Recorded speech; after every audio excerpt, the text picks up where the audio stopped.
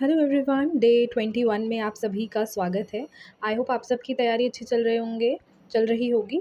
तो जैसा कि आप सब जानते हैं, हमारे डेली वोकैब सीरीज़ है D triple S B S के लिए एंड अदर जितने भी एग्जाम्स हैं उन सबके लिए हेल्पफुल रहने वाला है। But D triple S B के फोकस से मैंने ये बनाने की कोशिश की है, तो उनके लिए ज़्यादा फ़ायदेमंद रहेगा और एक सेटिस्फेक्शन भी रहता है कि हाँ, हम सही चीज़ सही जगह से पढ़ रहे हैं। ठीक है, बाकी तो ये आप जानते हो वोकैबलरी समथिंग जो हर जगह काम आती है। ठीक है, without any time waste start करते हैं। आज का हमारा पहला वर्ड है एफ्लुएंट। एफ्लुएंट हमने पहले भी पढ़ा है, यानी बहुत अमीर। एडजेक्टिव है यानी बहुत अमीर या समृद्ध होना, वेल्दी होना, प्रॉस्पेरस होना, रिच होना। तो ये इसका सिनोनिम हो जाएगा। एंटोनिमस कि पुअर है, नीडी है, इम्पोवरिश्ड है।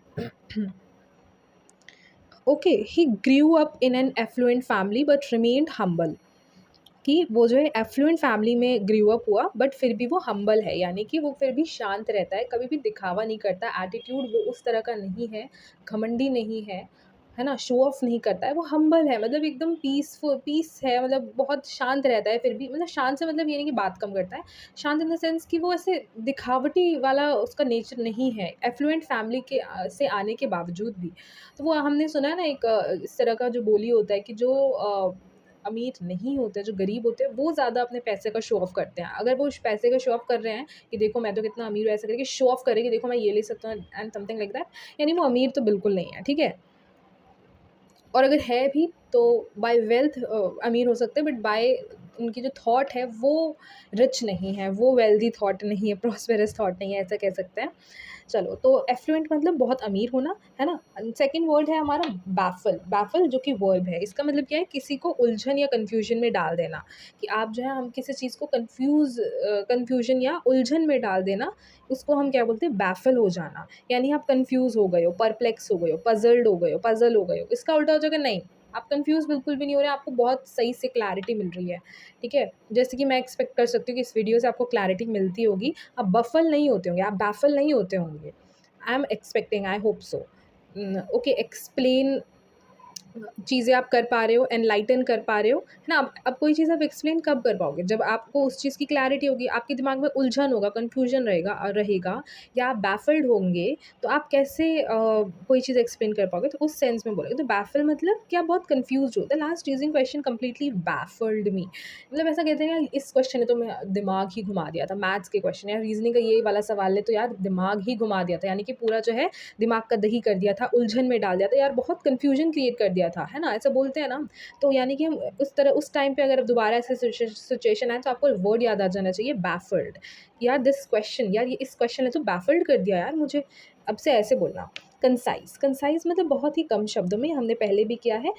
स्पष्ट बात कहना, कम शब्दों में स्पष्ट बात कहना, कि आप जो चीज़ें कहना चाह रहे हो। दो तरह के लोग होते हैं कि जो चीज़ को कहना चाह रहे हैं, हम बहुत ही मतलब उसको ना संक्षिप्त में बोल सकते हैं, या कम शब्दों में नहीं बोल पाते हैं। जैसे कि वो मैं हूँ, में से लोग, जो मैं कम शब्दों में वही चीज़ नहीं बता सकती हूँ, सेम चीज़। मतलब हाँ, वही सेम चीज़ कई लोगों जो है उनके पास एक स्किल होता है कि वो वही सेम चीज़ जो मैं बताना चाहती हूँ, same emotion, same expression, same चीज़ें, सेम लेवल का मोटिवेशन वगैरह बनाकर वो शॉर्ट में वही चीज़ बता सकते हैं, ठीक है? कंसाइज़ली बता सकते हैं कि आप वही चीज़ स्पष्ट बात कह रहे हो, लेकिन कम शब्दों में बता दे रहे हो। और वही चीज़ मैं बोलते-बोलते वही लंबा-चौड़ा-सा हो जाता है। सो कंसाइज़ मतलब कम शब्दों में स्पष्ट बात कहना, ब्रीफली, कॉम्पैक्ट, है ना? सकिंट। और एंटोनिम हो जाएगा लेंदी, वर्बोस, वर्डी, कि बहुत लंबा-चौड़ा। Keep your answer concise during the interview. Interview के टाइम अपने आंसर्स जो है वो कंसाइज़ रखा करो। अच्छा, ऑल्सो मेरे पास एक स्टूडेंट का, एस्पिरेंट का फीडबैक ये आया था टेलीग्राम पे कि सिनोनिम्स 20 करने हैं 10 के बदले, या 20 से 25 करना। तो वो चीज़ मुझे समझ नहीं आई उतनी, कि मतलब हम जैसे डेली वोकैब में जो स्टार्टिंग के वर्ड्स हैं वो 10 करते हैं।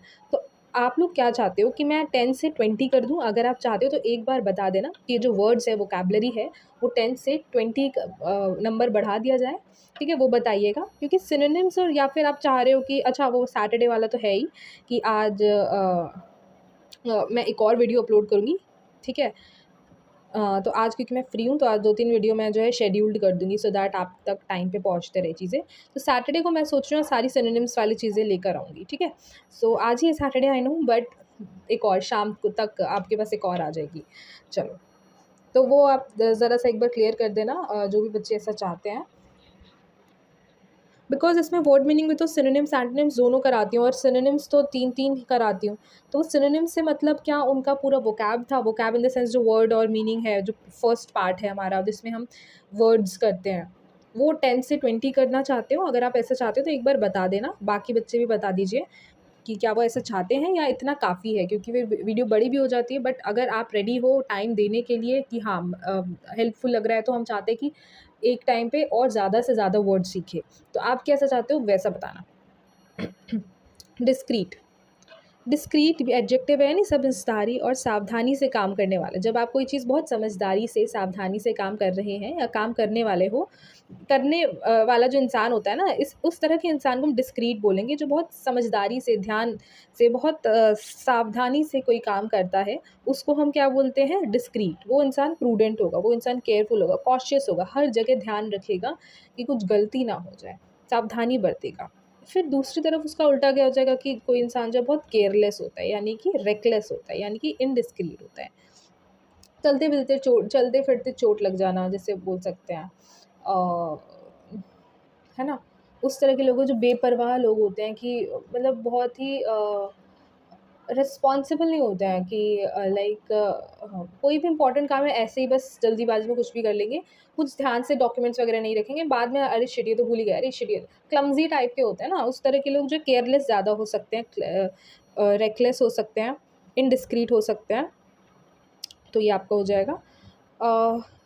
B discreet while sharing personal information online. Online personal information share करने से पहले आपको डिस्क्रीट होने की बहुत ज़रूरत है, यानी सावधान होने की ज़रूरत है। एक मिनट, चलो। एग्जेम्प्ट, एग्जेम्प्ट इज़ बेसिकली किसी नियम या जिम्मेदारी से छूट देना, कि मतलब आपको एग्जेम्प्ट कर देगा। अच्छा, आपने फॉर्म्स वगैरह, अगर आप DSSB की तैयारी कर रहे हो, DSSB की किसी भी एग्ज़ाम में भरा होगा, एक फॉर्म भरा होगा, तो जो फीमेल्स है या फिर जो SC STs है, जो EWS के उनका श्योर नहीं, बट फीमेल्स का तो मुझे पता है कि उनके में फ़ीस जो है वो एग्जेम्प्टेड था, है ना। आपको लिखा होगा वहाँ पर फॉर्म भरने के बाद, इस कुछ ऐसा करके था जिसमें एग्जेम्प्ट का भी वर्ड यूज़ किया गया था, कि और फीस इज़, या ऐसा करके समथिंग इज़, विल बी, या is exempted, the fee is exempted, ऐसा करके लिखा था। तो एग्जेम्प्टेड मतलब माफ़ कर दिया गया है, छूट दे दी गई है एक तरह से, ठीक है।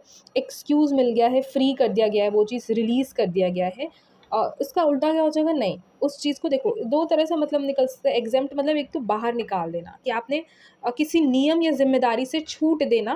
तो अगर यहाँ पे फ्री है, फ्री मतलब से समझ में, रिलीज़ मतलब आपने उसको छोड़ दिया, है ना, आपने उसको एक्सक्यूज़ कर दिया, मतलब हटा दिया।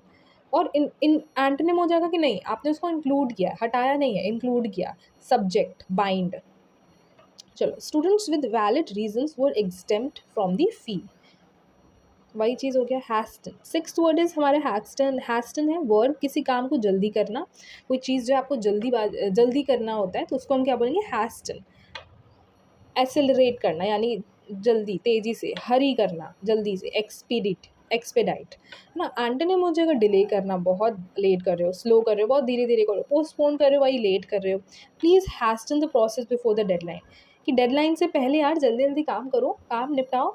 लूसिड, ल्यूसिड तो हमने कई बार कर चुके हैं, कई बार मैं खुद से बता चुकी हूँ, मुझे भी रट चुका है। ल्यूसिड इज एडजेक्टिव, जिसका मतलब होता है बहुत ही नीट एंड क्लीन, क्लियर, बहुत ही, देखो, बिल्कुल क्लियर और आसानी से समझ आने वाली चीज़ जो है वो क्या कहलाएगी, ल्यूसिड कहलाएगी, ठीक है। ल्यूसिड, जो चीज़ बहुत आसानी से, बहुत अच्छे से समझ आ जा रहा है, और समझ आ रही है, कोई चीज़ बहुत क्लियर है, कोई भी ऐसा धुंधलापन नहीं है। धुंधलापन इन द सेंस देखने में नहीं, जैसे थॉट में।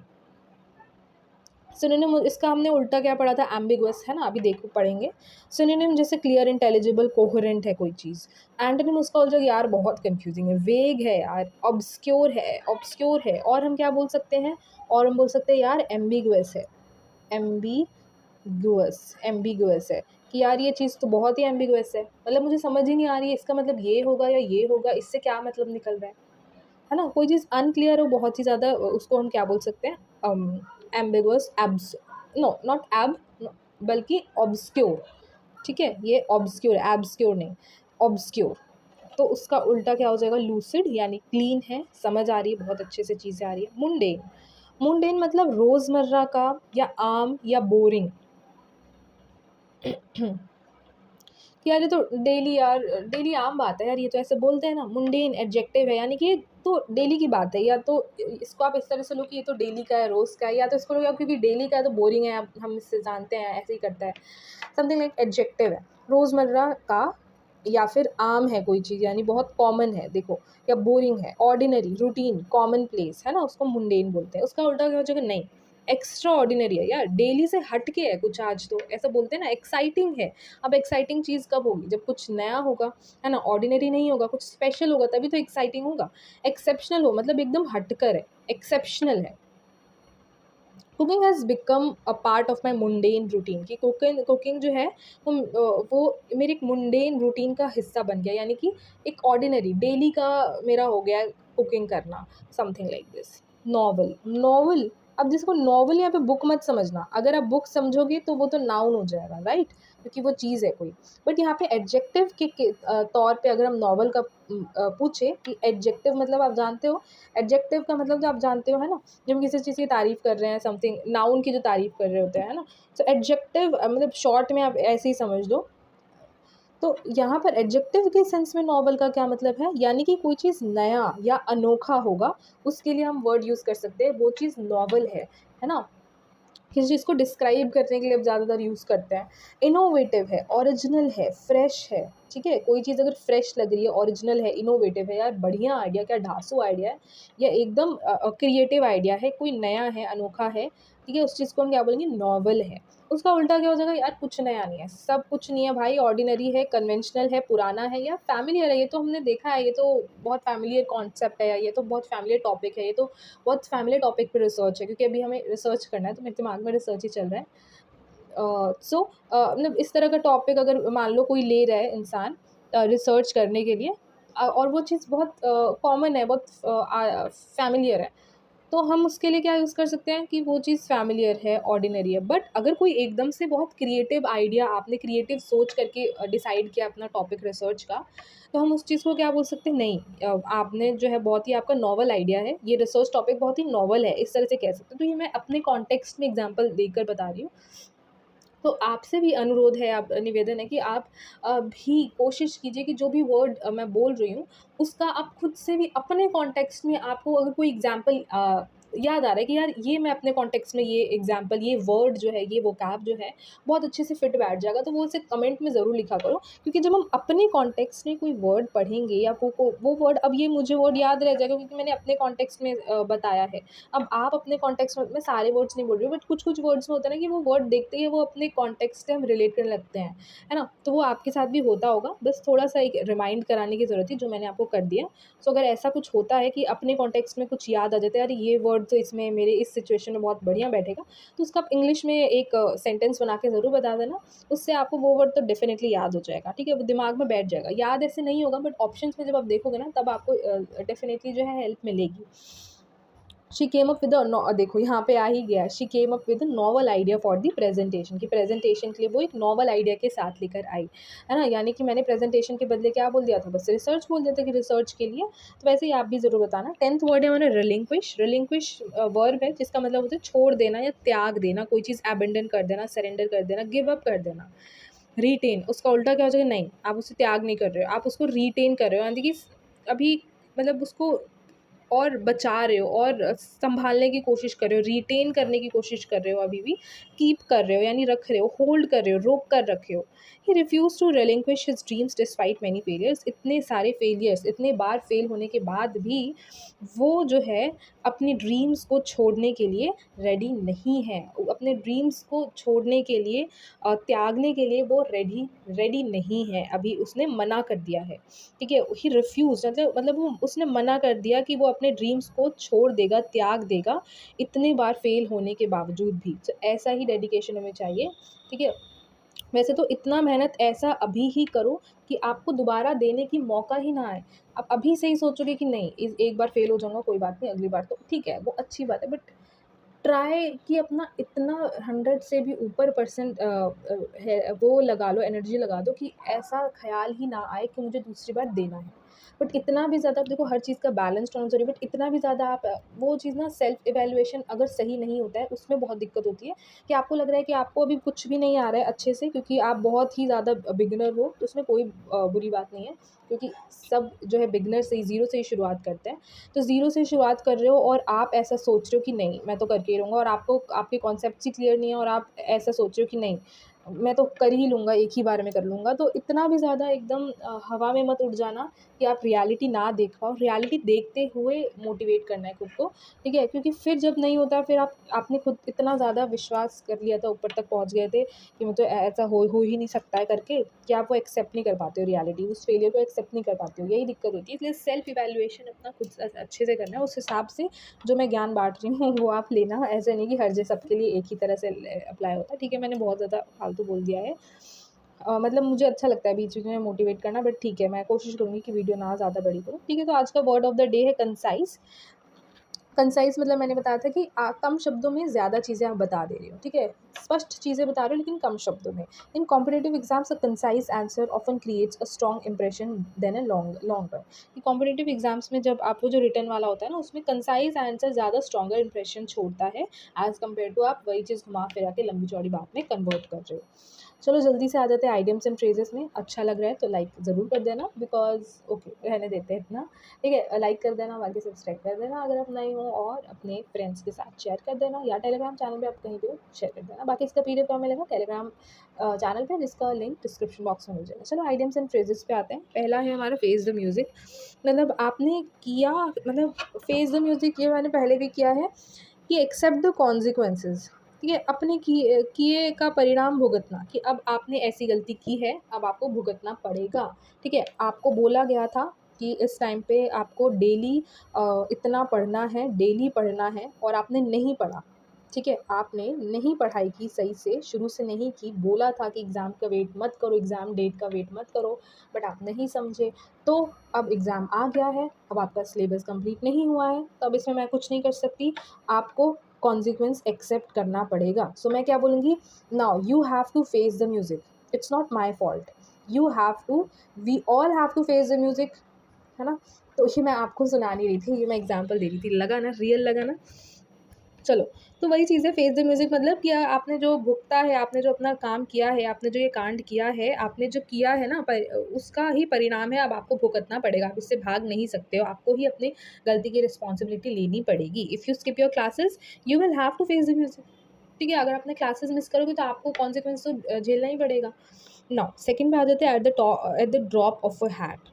Eight the drop of a hat मतलब तुरंत, बिना देरी के, जो है यानी इमीडिएटली, कोई चीज़ आपने इमीडिएटली कर दी, इमीडिएटली तुरंत के लिए हम आप क्या बोल सकते हैं, at the drop of a hat. She is always ready to help at the drop of a hat, मतलब वो तुरंत दूसरों की हेल्प करने के लिए रेडी हो जाती है। बर्न योर ब्रिजेस कई बार बता चुकी हूँ, यानी अपना वापस लौटने का रास्ता जो है आपने बंद कर दिया है, जो पॉसिबिलिटी ऑफ रिटर्निंग है वो डिस्ट्रॉय कर देना। ठीक है, मैंने बताया था कि आप इस ब्रिज से दूसरी तरफ जा रहे हो, ठीक है, दूसरी तरफ चले गए, ठीक है, दूसरी तरफ जाते ही आपने यहाँ का जो ब्रिज था, रास्ता बंद कर दिया, ठीक है, रास्ता बंद कर दिया, और अब आप वापस इधर नहीं जा सकते हो, यानी अपना आपने खुद का अपना ब्रिज बर्न कर दिया, यानी आपने खुद का पीछे जाने का रास्ता जो है बंद कर दिया है। उसका मतलब बर्न द ब्रिजेस, है ना, वापस लौटने का रास्ता बंद कर देना। Don't burn your bridges by leaving your job without a plan, कि यार अपने वापस लौटने का रास्ता ऐसे ही बंद मत करो बिना प्लान किए जॉब को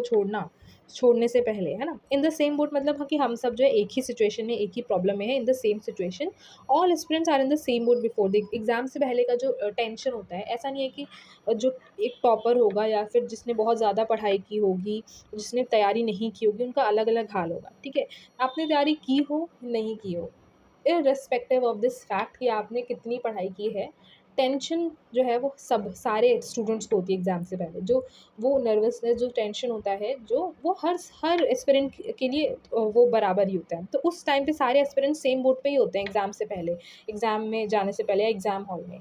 कीप योर चिन अप, यानी कि यार हिम्मत बनाए रखो, पॉजिटिव रहो, कॉन्फिडेंट रहो, ठीक है। सिर्फ एक बार आपका जो मॉक है, आपका अब आपने जैसे अभी संडे आ रहा है, आप टेस्ट दोगे, या PYQ दोगे, मॉक दोगे, तो अगर आपका उसमें अच्छा नहीं भी आता है तो कोई बात नहीं, पॉजिटिव रहो, कॉन्फिडेंट रहो, अपने मिस्टेक्स पे काम करो, है ना? तो keep your chin up, one bad mock test does not define you, कि एक टेस्ट आपका बेकार नहीं गया तो वो आपको डिफाइन नहीं कर सकता है। एक टेस्ट से आप खुद को नहीं जज कर सकते कि आप कैसे हो, ठीक है? सो इसलिए कीप योर चिन अप, मतलब हिम्मत बनाए रखना।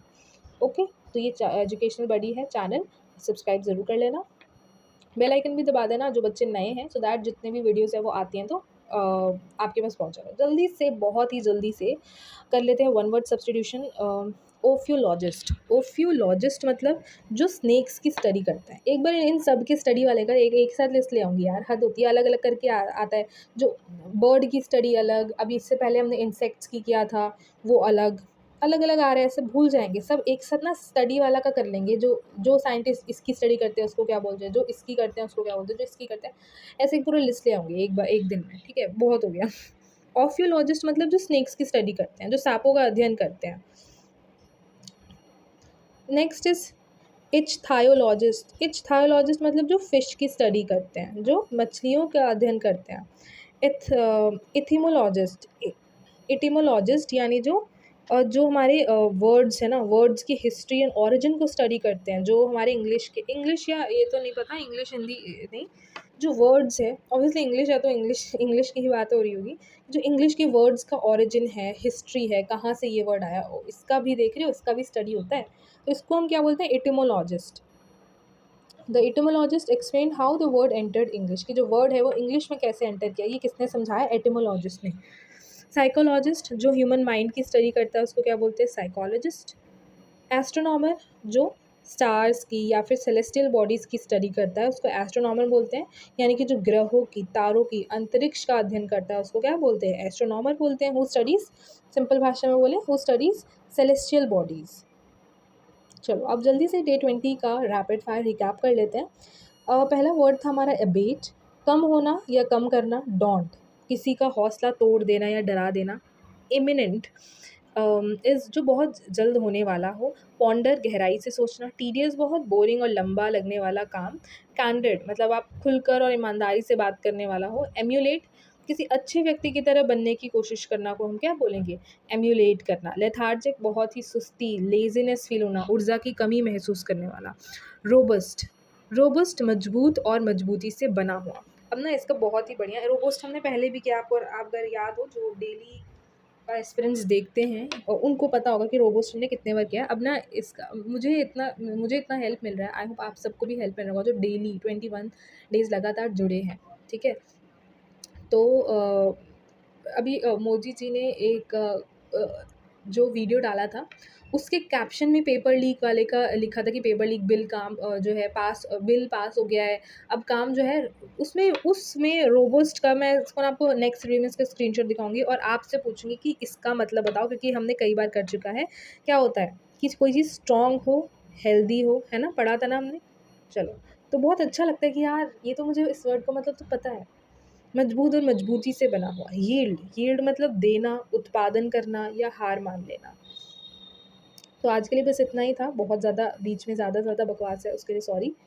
बाकी कमेंट ज़रूर करके बताना आपको कैसा लगा। कुछ भी ना हो तो डन लिख देना कि हाँ डे 21 हमने कर लिया, या इमोजी भेज देना, ठीक है? बाकी थैंक यू सो मच यहाँ तक जुड़ने के लिए। बाकी कीप स्टडिंग, मिलते हैं नेक्स्ट वीडियो में।